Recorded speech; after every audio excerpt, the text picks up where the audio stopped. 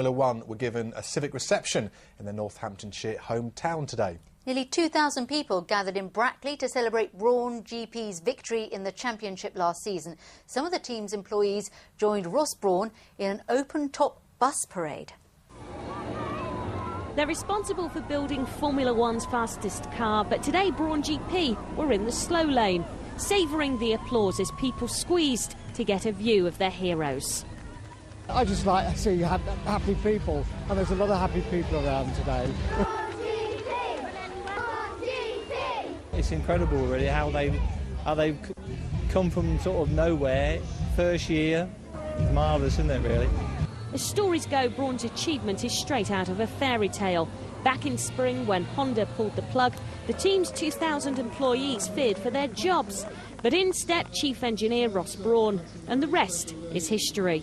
Everybody's saying to me that they like to see happy people, and boy, have you put smiles on people's faces today. They put a big smile on our face, I promise you. It's fantastic. Could you have thought this back in March when you took the team over, that this would have been possible? No. I think it's a year that'll be impossible to forget. It was fantastic. It's not just Ross, don't forget, it's the whole team in Brackley, all the people that were part of Honda before, and then the demise of Honda left a lot of skillful staff here in Brackley, and the team went on from strength to strength, really, through those dark days in the winter, where we all thought the team was going to, well, just diminish into nothing, and Ross and Nick, they pulled it through, made the team work well, and it was such a close bond this year because of that. Most of those who came today knew someone who'd played a part in the team's success. This was a moment Brackley was going to cherish. Just a great occasion in Northamptonshire. To see so many people is just fascinating, unbelievable. Brawn have put Brackley on the map, and for that, the community will be eternally grateful. Pam Melbourne, BBC Look East. What an afternoon. Well, back now to our two lead stories. In a moment, your thoughts on the doctor's out-of-hours service. But first, nuclear power. We've heard from Kevin Birch at Sizewell, but Bradwell in Essex is also on the list. Gareth George has been speaking to people in that area.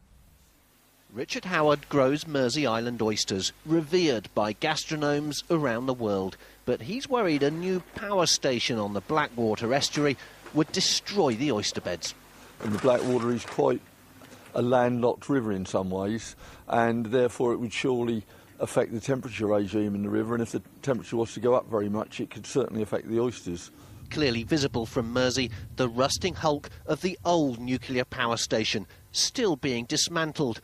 And although there was confirmation today that the government still sees Bradwell as a prime nuclear site, any developer who submits an application for a new power station will have a fight on their hands. The opposition around the Bradwell site is extremely strong. It's been vocal, it's been vigorous, and it's been consistent, and it will continue, because we feel on that site it is a very, very poor choice for a nuclear power station.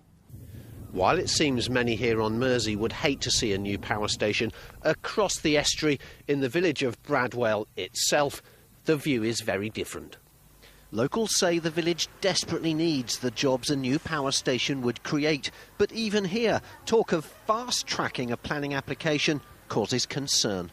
Because I don't think there'd be any consultation with local residents, because obviously everyone needs to have their say. I don't think that's fair, because a lot of people who go for planning have to do it the right route.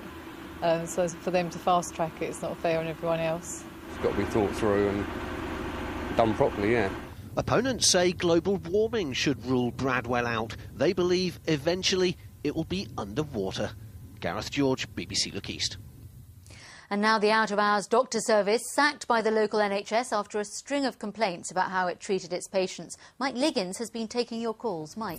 Thanks, Susie. Yes, we've had lots of interesting calls, so thank you very much indeed. Michael Crawford phoned from Sudbury. He's had to use Take Care now 3 times, and he says they've been excellent on every occasion. His wife has swine flu at the moment, and the doctor came out within 2 hours last night. Geraldine Brooks, who lives near Wisbeach, phoned to tell us about her son, Andrew. Now, he suffers migraines. He started feeling unwell on a Friday night. By Saturday evening, he was very poorly, so a call was made to an out-of-hours service. They said they'd get back in 4 hours. 11 hours later, they eventually phoned back, by which time Andrew, exhausted, had gone to bed. He says they were very, very dismissive. Roy Cook, who lives near Bury St Edmunds, takes tablets for hypertension. And on the last weekend in August, he became unwell. His wife made the first call to the out-of-hours service at 6:45 on the Saturday evening. She phoned again at 8:45, 2:45, and eventually a doctor